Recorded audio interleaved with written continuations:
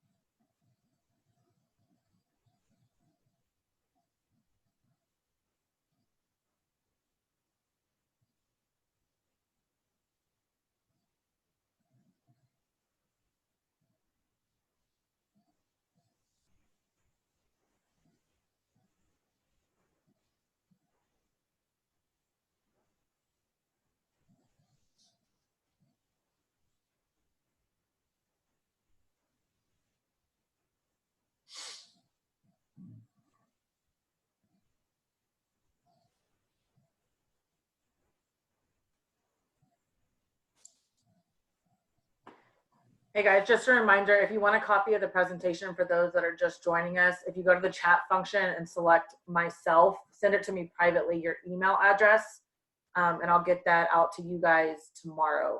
So just shoot me a private message in the chat, and I'll give you the recording of this.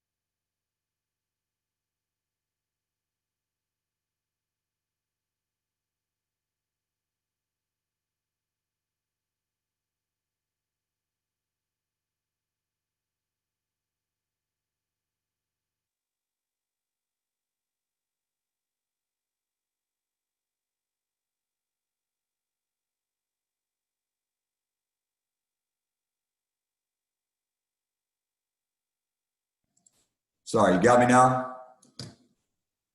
Yes, sir, you're good. Yep. I'm gonna get rolling here. Again, really appreciate everyone joining us here on this Thursday afternoon. Talk a little ball. You know, I'm gonna be fidgeting, and it's tough to present sitting down in a chair. I know everyone's going through the same kind of thing. You guys meeting with your players over Zoom and all different kinds of ways to connect with our players here, but I'm a guy that likes to get up and move around and so I'll try and sit as still as I can. But wanted to talk and share with you guys today a little bit on linebacker play. Going to, first kind of go through some just general philosophy, general, my personal brand and what are the things I believe in, teaching progression, those sorts of things. And then really the focus for the meat of the presentation is block defeat. And it's something here at the University of Texas that we call the difference. Okay, so gonna spend most of my time showing you drills and just talking about the points of emphasis and the things that we really focus on when it comes to defeating a block, taking on a blocker, being able to separate, snag, and finish against a blocker to go make a play as a linebacker. So.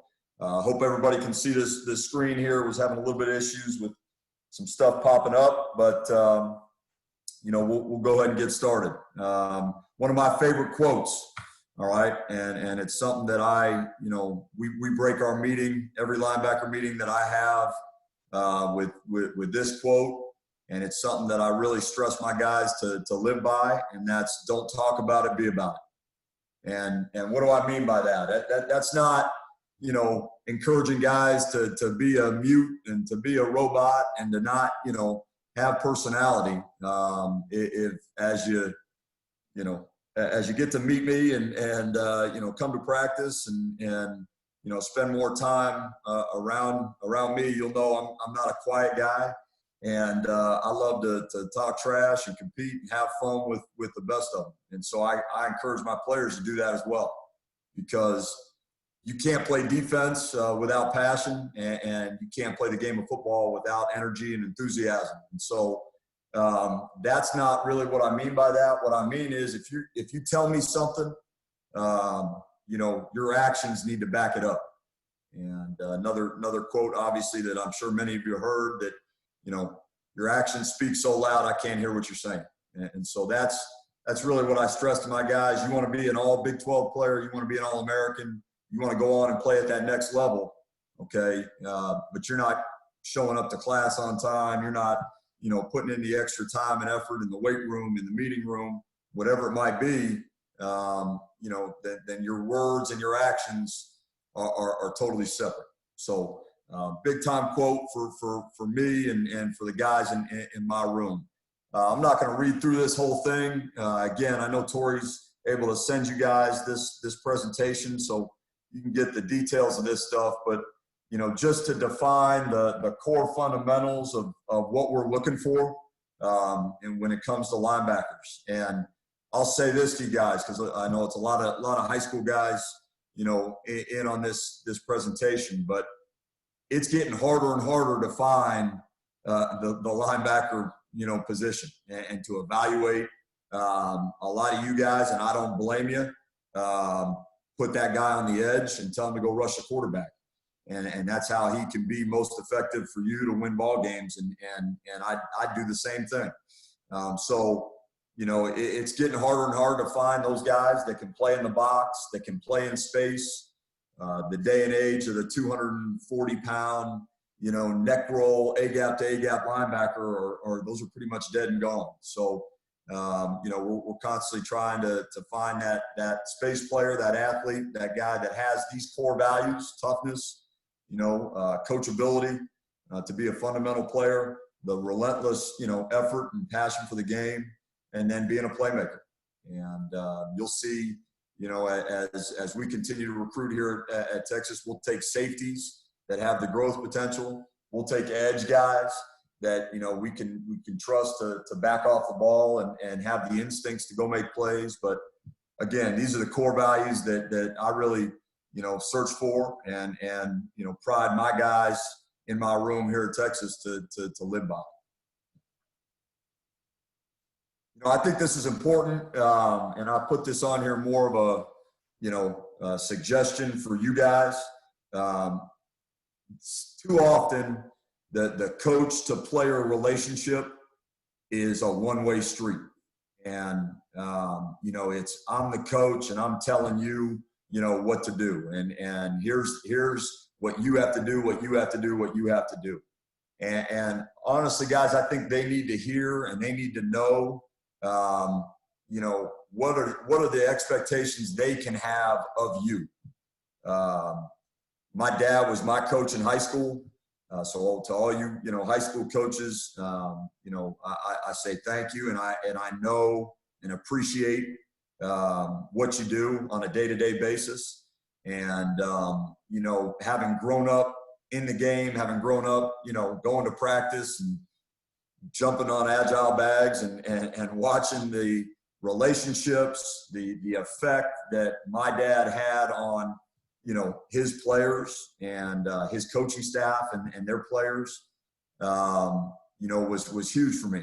And so, I use this quote by John Wooden, that you help to instill productive principles and values and provide a positive example.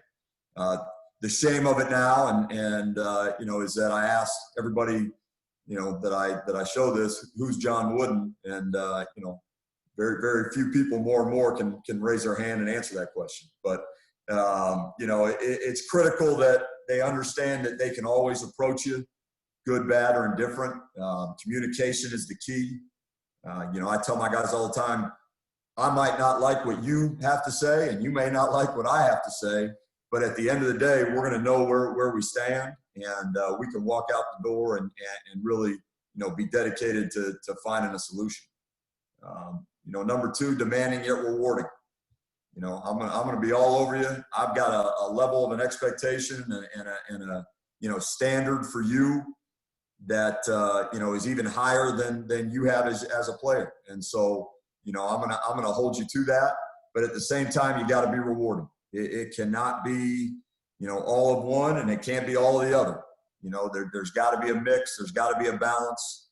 And the players really learn to respect that when you're honest and communicate.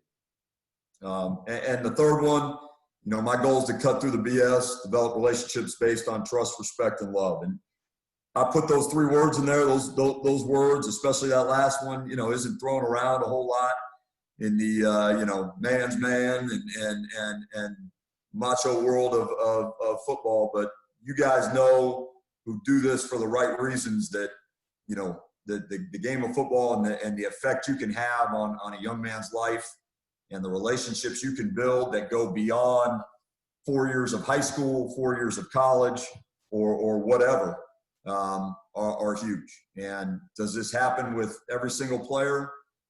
Not even close, unfortunately. But that's the goal. And I've got guys that I coached at Florida and Stanford, Boston College, just different places that I've been that that FaceTime me to this day, and others, unfortunately, that I've lost connection with. So that's the goal, that's the identity, that's something I think that you can shape for your own position room, for your own self as a coach.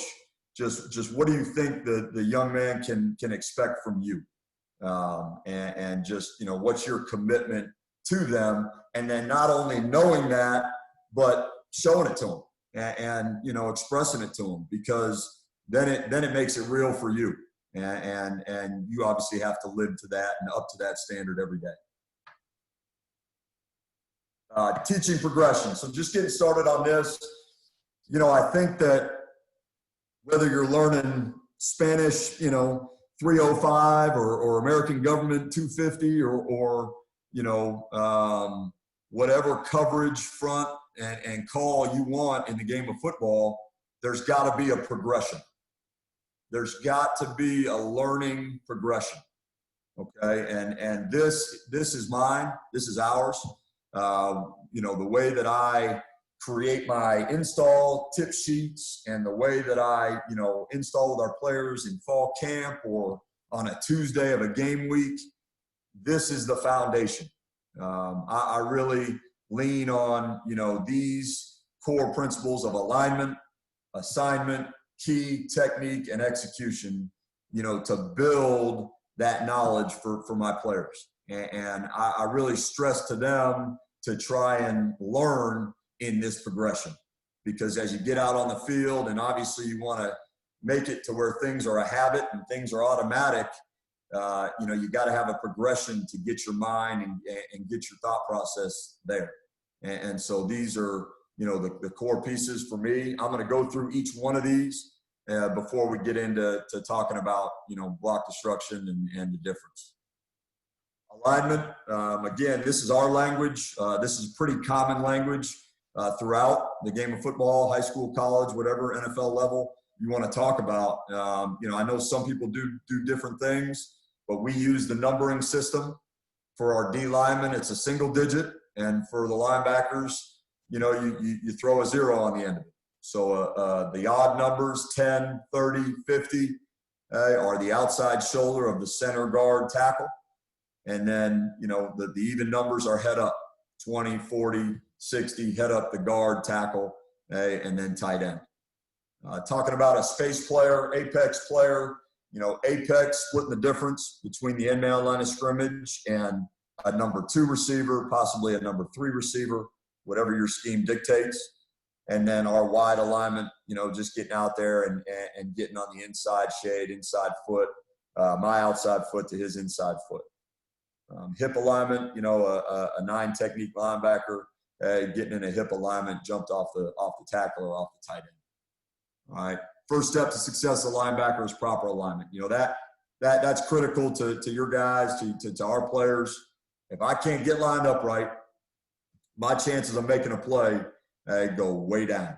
So, critical that the urgency, the mindset to get lined up. Why do teams go fast, right? Why do offenses play with tempo? Obviously to wear you down, but 2, to get you, in a bad alignment, to get you without your cleats in the dirt and, lowering your ability to execute. So alignment. Assignment. All right. So, next step after getting lined up right, I gotta know what to do. And, it's important for us to understand our run fits, but also understand our pass responsibilities. And, you got to be able to do both as a linebacker. There's a lot of DBs that don't have a run fit, and there's a lot of D linemen that, after they fit their gap, rushing the passers, just continuing on. So, the having the mental capacity to do it and understand all the different fits and assignments based on coverages and pressures and all that stuff. And also, the pass concepts and what kind of drops we have. So clearing those things up for your guys obviously is huge. We identify gaps, A, B, C, D. I think that's pretty universal as well.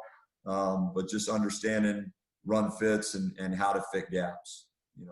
Something I'd stress to you and to your players at the earliest possible age is how to draw all 11 and 11 on 11, all 22. It's amazing the amount of guys, even at the college level, who can't draw an offensive formation and line up, 11 defensive players against it. Doesn't matter how basic or the call might be. So, that skill is something that, has got to start early and really be stressed to guys. And what I tell my players is, when your career's over here and you want to go to that next level, you're going to be sitting in a interview with a GM and a head coach of an NFL team, and they're going to give you a marker and ask you, draw your favorite defense. And they could really care less about your scheme. They want to see if you know ball and if you can, teach it, if you can draw it, if you've spent the time, to be a student of the game. And I know that's something we say, but it's obviously something that you can check on your players and with quizzes and written, just different things, put them up on the board.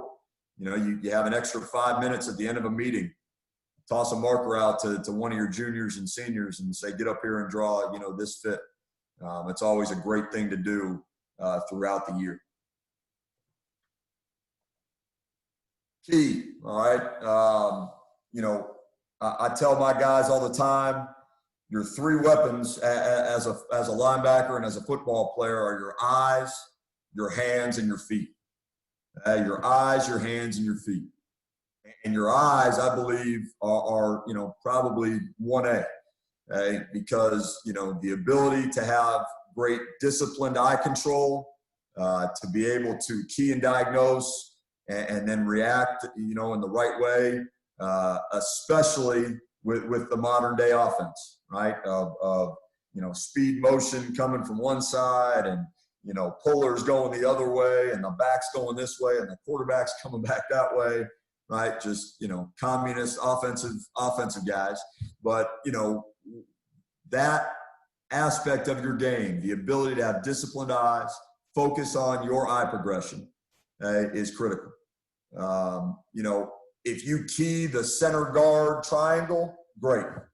The truest key in football is the guard. I've heard that since I was 7 years old, and I believe it to this day. We at Texas key the back and his footwork. We feel the front. So with our peripheral vision, by opening our vision up, we feel pullers, but we key the back and his action. That has to do with some man-to-man concepts. That has to do with just the footwork and things that we can gain in the run game from a running back's footwork, whether it's wide, tight, counter steps, different things like that. And, but at the same time, they do have to feel the front for pullers, pass, hi-hat, sniffers. We call the tight end right in the hip position a sniffer. So, that's our eye progression. But again, I know a lot of guys coming up, they key that center back or center guard triangle, and I don't disagree with that one bit. You see here eye progression. Look at the blocker, and then the Mike Tyson reference. So, unfortunately, guys don't know who John Wooden is, but they damn sure know who Mike Tyson is. I very rarely come across somebody who doesn't. So, the reference I give there, the example I give there is I ask them how much money it would take to get into the ring with Mike Tyson. And they all, say their number, $1 million, whatever it is. But then the stipulation I put on it is that you have to stare at the referee the whole time you're fighting Mike Tyson. And they all say, hell no, they jump out of the ring. So, why would I stare at a back carrying the ball, or a receiver, or whoever, a ball carrier, with a 330-pound offensive lineman coming to rip my face off? So I've got to transition my eyes. I've got to be able to work my eye progression from a ball carrier to a blocker, back to a ball carrier, and all those things. Pre-snap clues. You guys obviously you watch your tape to prepare for the opponent that week, and all the breakdown stuff, whether it's offensive personnel, whether it's down and distance tendencies, formation tendencies, backfield set tendencies. Those are all, important parts of the game. There is a balance. You can paralyze your guys, and the guys that can handle more and can't. And that's our job as coaches. You got to be real careful, because that's a slippery slope where a guy really gets paralyzed and slows down. And isn't able to play fast and physical in the way you want him to play, because he's thinking too much about certain things. So I think there's some key points that you can hit on. I think there's some tendencies, whatever the percentage cutoff you have that you like, but those are important parts of the game plan. Technique. So alignment, assignment, key, technique. I pride myself on being a technician. I pride myself on really developing my players and giving them the tools to be successful in the game of football and at linebacker. Like I told you before, and you see it on there, your eyes, your hands, and your feet. I put there in parentheses power foot. We're going to talk a little bit about that as we get into block defeat. But whether you're blocking, you're defeating a block, or you're tackling, you got to have a power foot in the ground. And that power foot is your near foot. All your power comes from the ground up. Guys love to get in there and bench and do all their curls, right? And put it up on Instagram and Twitter. And we're dealing with the same thing you guys are dealing with. So, you know, guys love that stuff because they can see the results in the mirror, right? But, you know, the power clean is the greatest single lift there is. And the ability to generate power from the ground up, and put a foot in the ground and strike somebody with great pad level, whether, again, I'm on offense, I'm blocking, I'm on defense, I'm defeating the block, or I'm going to tackle somebody, is critical. So that's really what I mean by a power foot. These are some of the drills. These are the 4 areas that we really focus: block defeat, tackling the Longhorn way, you know, and then footwork and drops. Obviously, our pass responsibilities, and then a little bit of pass rush as we get into blitzing, as we get into third down. The final piece is execution. And, you know, this one for me is critical, because how many guys have those guys in their program or those guys in their linebacker meeting room that their alignment is perfect, their assignment, they know what to do inside and out, right? They use great eye discipline, great eye control, great keys, and they're a technician. But when that ball carrier's in that A gap or that B gap, or that receiver's out in space, or that ball comes to them for an opportunity to make an interception, they don't make the play. And, you know, you got to say, you know, sorry, little Johnny, but, you know, so-and-so over here is making a whole bunch of plays. And he may not line up right 100% of the time, but, you know, when he's on the grass, when he's in between the white lines, he's producing, and he's helping us, you know, win as a defense and win as a team. So, you know, that's a critical question. Obviously, we grade and evaluate practice, scrimmages, you know, the games, to really, you know, make sure and identify that we got guys on the field who are, you know, competing the right way, playing with the right effort, and playing the way we want them to, but ultimately making plays. So critical there. So that was just, guys, you know, a summary, philosophy, identity, you know, whatever you want to call it, of, you know, the things that I really, you know, stress in my room with you know, with the linebackers. And, you know, as I'm going out and I'm recruiting and evaluating, you know, talent, you know, I'm focusing on those things, and the guys that I feel can really do those things the best. Okay.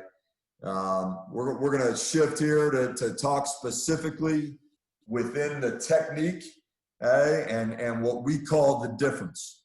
You know, so you may call it block defeat, block destruction, you know, whatever you want to say. At the University of Texas, it's the difference. And whether I'm a wide receiver, a linebacker, a tight end, a corner, it doesn't matter. Okay? Everybody on our football team is going to understand, one, the importance of the difference, but two, how to execute with proper technique the difference. And, you know, special teams obviously is the biggest reason for that, and those offensive guys having to understand that. And then as a defensive player, it should just be part of your, you know, your core fundamentals. Key coaching points to talking about the difference. Okay. You know, there's those eyes again, and talking about putting my eyes on my target.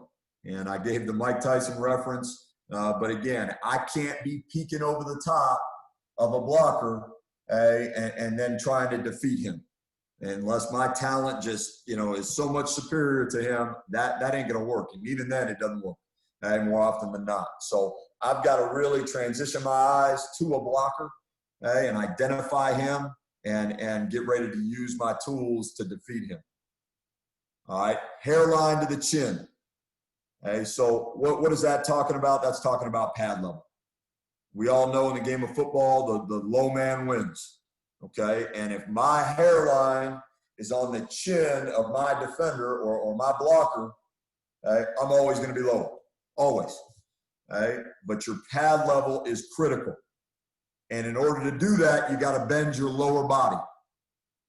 We are, you know, fanatics about football position at Texas, and everybody being able to bend and get in a good football position, and having your hairline on the chin is part of that. hey, I can't bend at the waist. You know, you talk about it a lot, obviously, in tackling, but it's the same thing in block defeat. If I bend at the waist, I drop my head.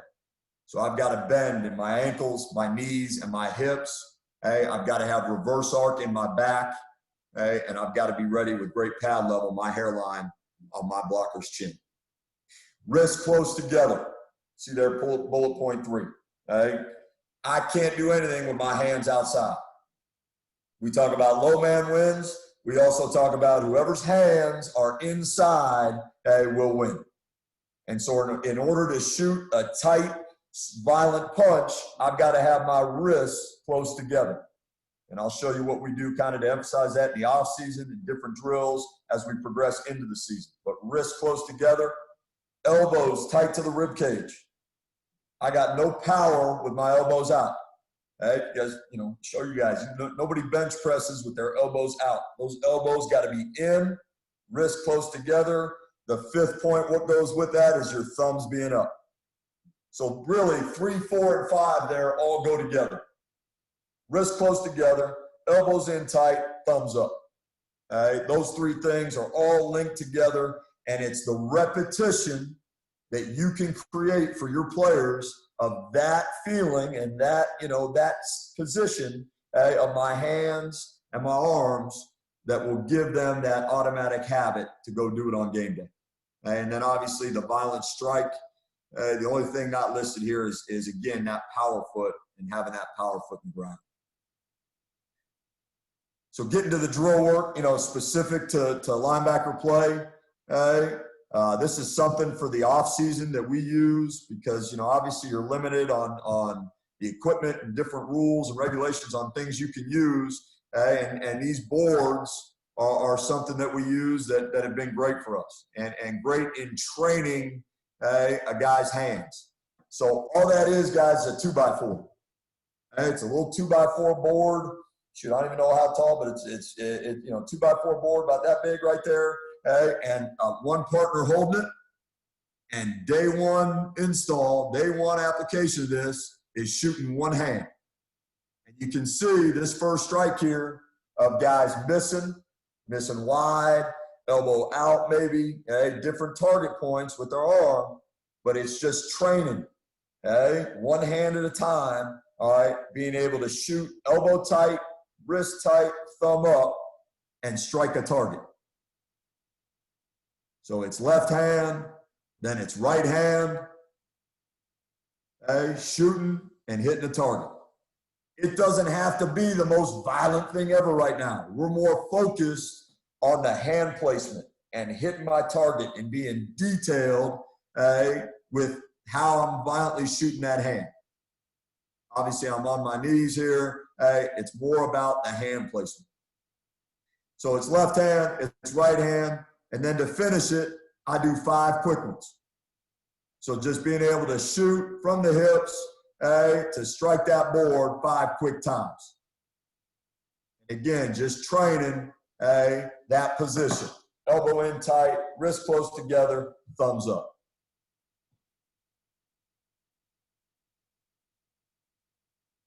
All right, now progressing to the feeling of coming out of my hips.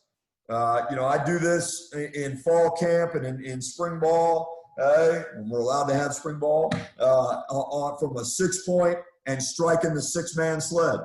I go over there and ask OG and Coach Hagan if I can get a little time on the 6-man, and just coming out of my hips and striking that 6-man. You know, here's a way with the boards to do it. You know, first whistle is strike. Second whistle is just getting that feeling of snagging. We call it the snag. Some guys call it, you know, a lot of different things. All right, we use the term snag. And this is not a snag drill. So you see guys throwing the boards and all that shit everywhere. That's not the point. Okay? The point is the punch. The point is the hips, and just the feel of the finish. One side, and then eventually we'll get the other side.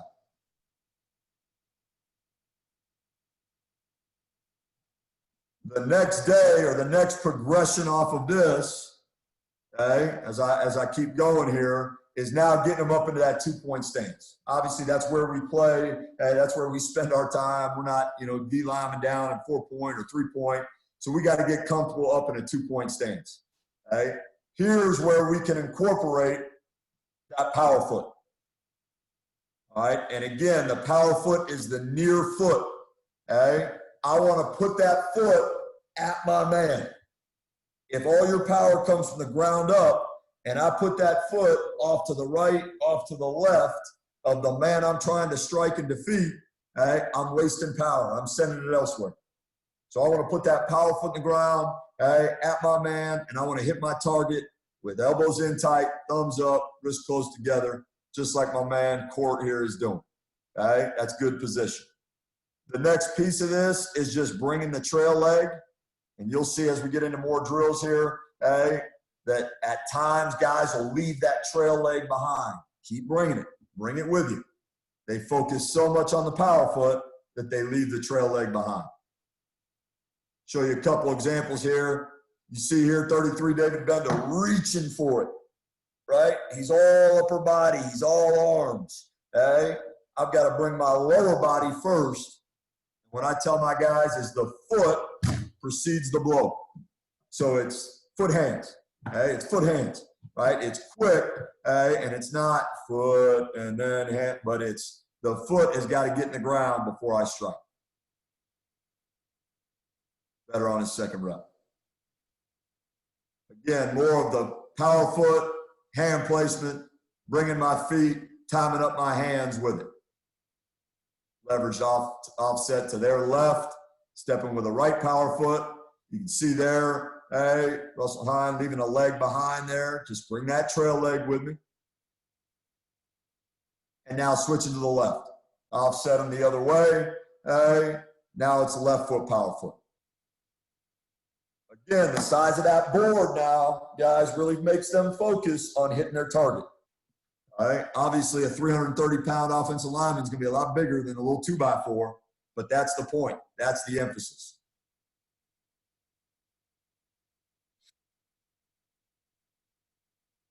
Good there. All right, good. All right, so that's boards. Again, that's more off-season for us, but just the aiming point, all right, the tight hands, and being able to strike with great wrists close together, elbows in tight, and thumbs up.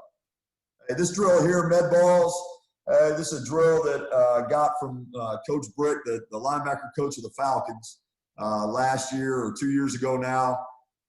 Really focusing and emphasizing on the punch. He talked a lot about, the point between your elbow and your wrist being the point of the strike and being powerful. And obviously guys with really long arms have an advantage, but really, the punch from your elbow to your wrist and the extension there, being a point of emphasis. This is not about a power foot. This is more about playing in space and keeping a guy off me quickly. I'm going to show you an NFL example here in a minute, but just a quick punch to separate and make a play on a ball in space. Just coaching up the partners here, wait for that guy to get directly in front of you before you throw that med ball. These guys are kind of throwing it out in front. But again, you can't hit this med ball with your fingertips, your thumbs down, your elbows out. Your body position has got to be, your arms and your hands have got to be in the correct position. And then the last coaching point on this is it's not like I'm pushing a car, right? I'm not slowly trying to generate power and get something going. I'm a boxer throwing a quick jab. I want to be quick and violent with my hands.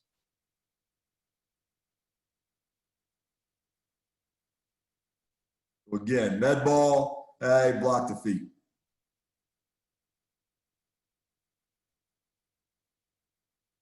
Everybody's good there.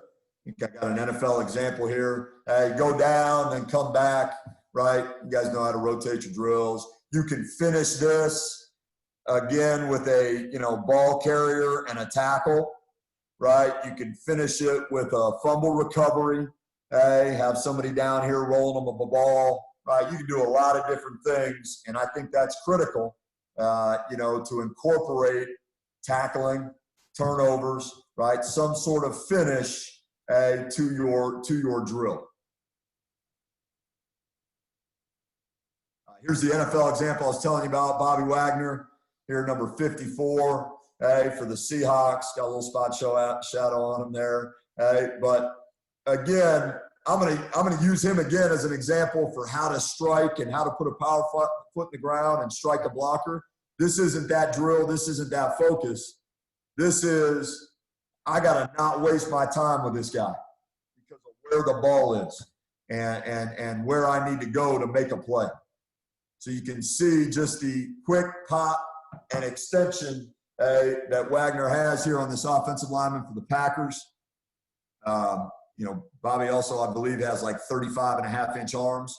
So God blessed him with those. But, again, the point's still the same. And this is something, guys, NFL film, I use a lot to show my guys. I know a lot of guys do that. Obviously that's a goal for all the guys in my room. And so when you can show something that you're talking about, and a guy at the highest level where they want to get to, using it and applying it, it sinks in a little bit more. Who's that at 29 right there? Hey, Tori. What can I help you with? Earl Thomas, pretty good player, wasn't He just kind of, yeah. Average? Yeah, good. Yeah.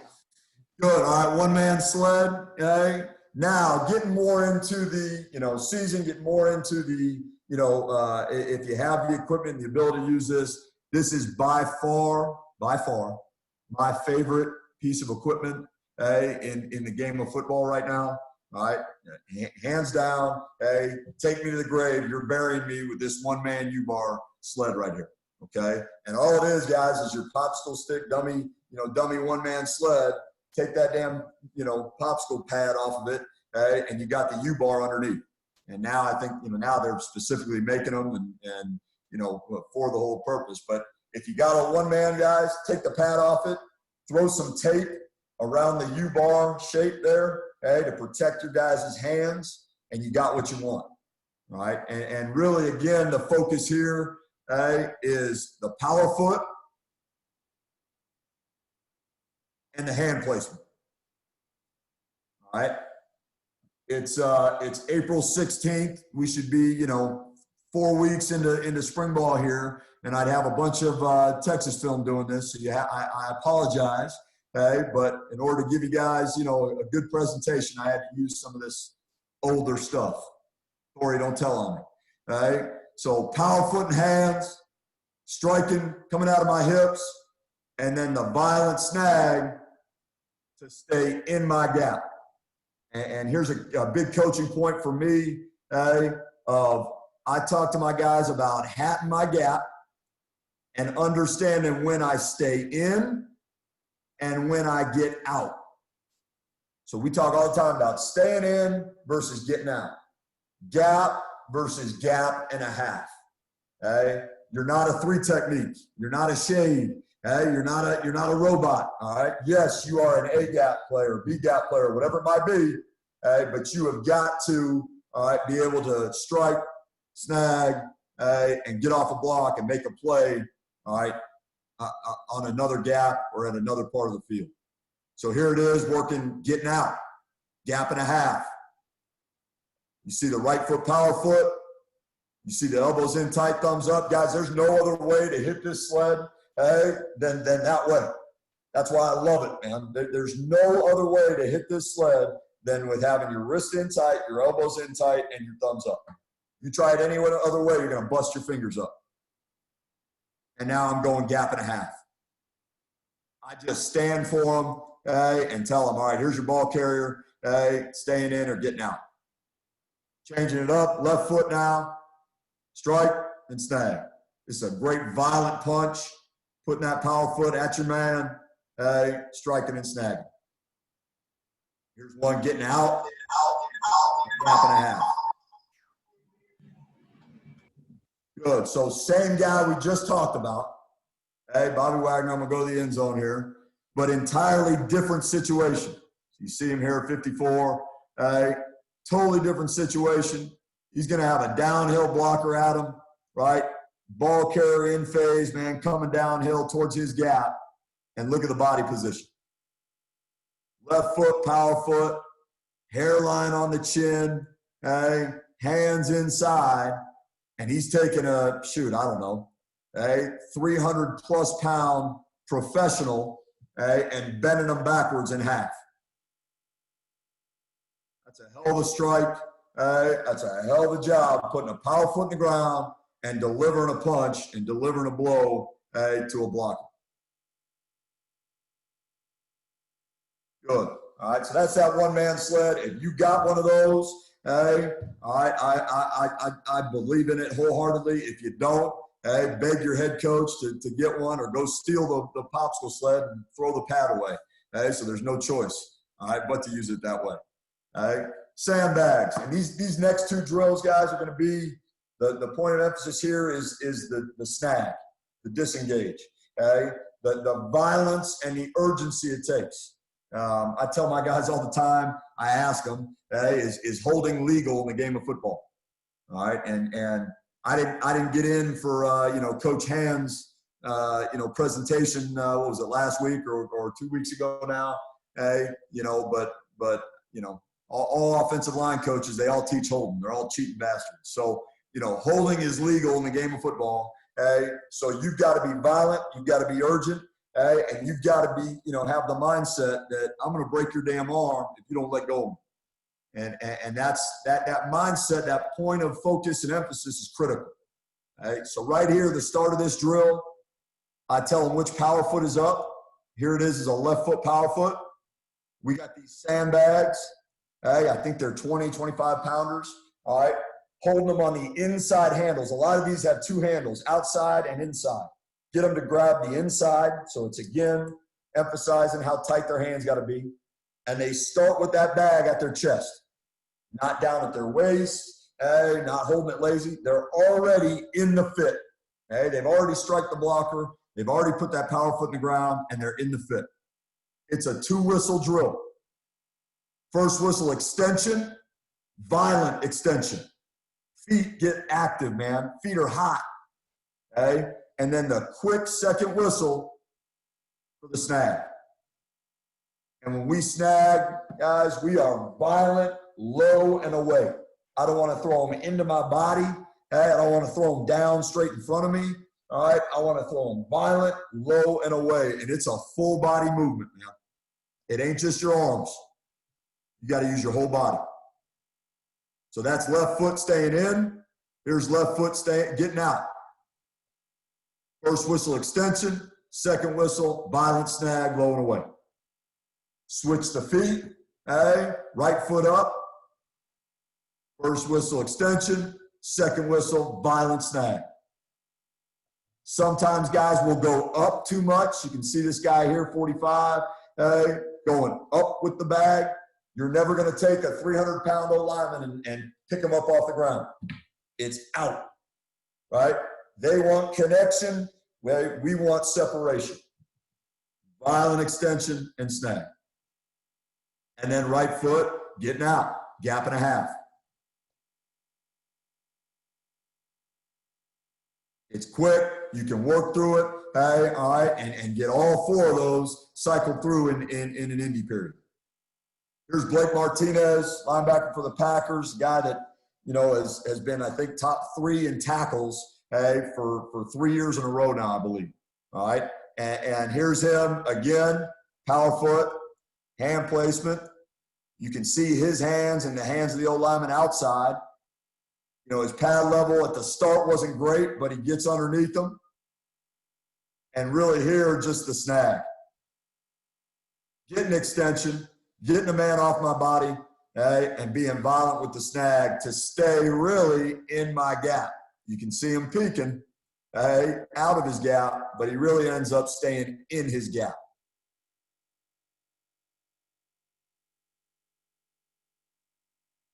Example here of going gap and a half, getting out of my gap will be Darius Leonard, NFL Rookie of the Year right here, going gap and a half. So he's going to get this tight end coming down on him here, 81. He's going to be in his gap and then go gap and a half. This is a great picture of the violence and urgency it takes to get off a block and to go make a play. Good there.